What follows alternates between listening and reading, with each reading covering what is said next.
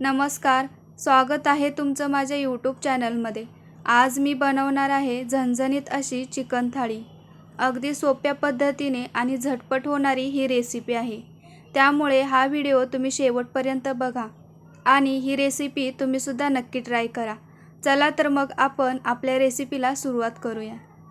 त्यासाठी मी 1 kilo chicken घेतलं आहे. चिकन स्वच्छ धुवून घ्यायचं आहे.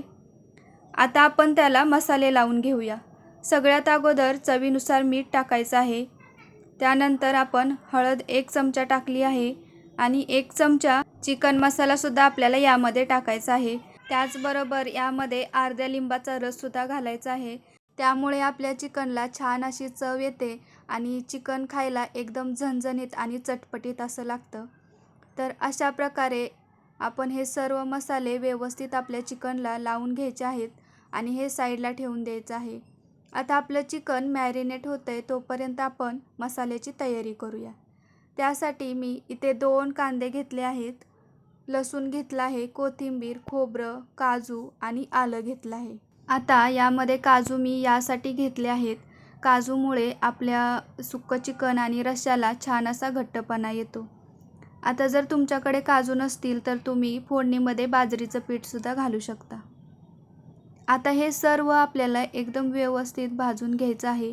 बघू शकता अशा प्रकारे मी हे सर्व तव्यामध्ये थोडं तेल टाकून भाजून घेतलं आहे. आता हे मिक्सरमध्ये एकत्र वाटून घ्यायचं आहे. वाटत असताना यामध्ये थोडं पाणी घालायचं आहे. पाणी घातल्यामुळे याची एकदम छान अशी पेस्ट तयार होईल. आता हे वाटून झाल्यानंतर आपण सुकं चिकन बनवायला घेऊया. त्यासाठी मी कढईमध्ये 1 पळी तेल टाकून घेतलं आहे. तेल गरम झाल्यानंतर त्यामध्ये 1 तेजपत्ता टाकला आहे आणि 1 चमचा आपण जे वाटण बनवून घेतलं होतं ते सुद्धा यामध्ये टाकलं आहे. यामध्ये मी 1 चमचा घरगुती मसाला, 1 चमचा मिरची पावडर आणि अर्धा चमचा घरकुल मसाला टाकला आहे. आता हे सर्व मसाले व्यवस्थित भाजून घ्यायचे आहेत. बघू शकता आपले मसाले एकदम छान असे फ्राय झाले आहेत. त्यानंतर मसाले व्यवस्थित फ्राय झाल्यानंतर तुम्हाला जेवढं वाटण टाकायचं आहे, म्हणजे जेवढं तुम्हाला सुक्कं बनवायचं आहे त्या अंदाजाने तुम्ही आपण जे वाटण बनवून घेतलं आहे ते यामध्ये घालायचं आहे. आणि चवीनुसार मीठ थोडंच घालायचं आहे, कारण आपण अगोदरसुद्धा मॅरिनेट करताना मीठ घातलं आहे. मसाला एकदम व्यवस्थित फ्राय झाला आहे. आता यामध्ये मी चिकन टाकणार आहे. आपल्याला मसाला करेपर्यंत बघू शकता आपलं चिकन छान असं मॅरिनेट झालं आहे. आता चिकन टाकल्यानंतर एकदम व्यवस्थित आपल्याला ते मिक्स करून घ्यायचं आहे आणि त्यावरती झाकण ठेवायचं आहे. आता हे माझ्या कढईमध्ये असं झाकण लावल्यानंतर आपल्या चिकनला एकदम व्यवस्थित पाणी सुटतं. जर तुमच्याकडे अशी कढई नसेल तर तुम्ही वरती टोपामध्ये चिकन टाकलं असेल तर वरती झाकण ठेवून त्यामध्ये पाणी ठेवू शकता. आता आपलं सुकं चिकन होत आहे तोपर्यंत आपण चिकन रस्सा बनवायला घेऊया. त्यासाठी मी टोपामध्ये 1 पळी तेल घेतलं आहे. त्यामध्ये तेजपत्ता टाकला आहे आणि 1 चमचा आपण जो मसाला बनवून घेतला आहे तो टाकला. यामध्ये मी 1 चमचा घरगुती मसाला, अर्धा चमचा मिरची पावडर, अर्धा चमचा घरकुल मसाला आणि चवीनुसार मीठ टाकलं आहे. आता बघा मी सुकं बनवताना सुद्धा आणि रस्सा बनवताना सुद्धा आपण जे वाटण करून घेतलं आहे ते एकदम नाही टाकलं.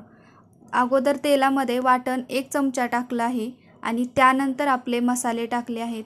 तर यामुळे काय होतं, आपले मसाले एकदम छान फ्राय होतात आणि डायरेक्ट तेलामध्ये जर आपण आपले मसाले टाकले तर त्याची चव बदलते. त्यामुळे मी अशा पद्धतीनं करते आणि एकदम छान अशी आपली भाजी बनते. तुम्हीसुद्धा अशा पद्धतीने नक्की ट्राय करा. आता यामध्ये थोडं पाणी टाकायचं आहे आणि व्यवस्थित मिक्स करून आपला मसाला छान फ्राय होईपर्यंत भाजून घ्यायचा आहे. आता आपला मसाला व्यवस्थित फ्राय झाला आहे. आता आपण यामध्ये चिकन टाकूया. चिकन टाकल्यानंतर एकदम व्यवस्थित ते मिक्स करून त्यावरती झाकण ठेवायचं आहे आणि झाकण ठेवल्यानंतर त्यामध्ये पाणी टाकायचं आहे. त्यामुळे आपल्या चिकनला पाणी सुटतं आणि चिकन आपलं त्यामध्ये शिजलं जातं आणि रस्सासुद्धा छान बनतो. आता आपला रस्सा होत आहे तोपर्यंत आपण बघूया आपलं चिकन झालं आहे का. तर बघू शकता आपलं जे सुक्कं चिकन होतं त्याला छान असं पाणी सुटलं आहे. आता हे चिकनसुद्धा शिजत आलं आहे. आपण अजून एकदा याला एक 10 ते 15 मिनिटांसाठी झाकण लावून ठेवूया. एक 10 ते 15 मिनटानंतर बघू शकता आपलं सुकं चिकन बनवून तयार आहे. चिकन बनवताना मीडियम गॅसवरतीच आपल्याला हे शिजवायचं आहे.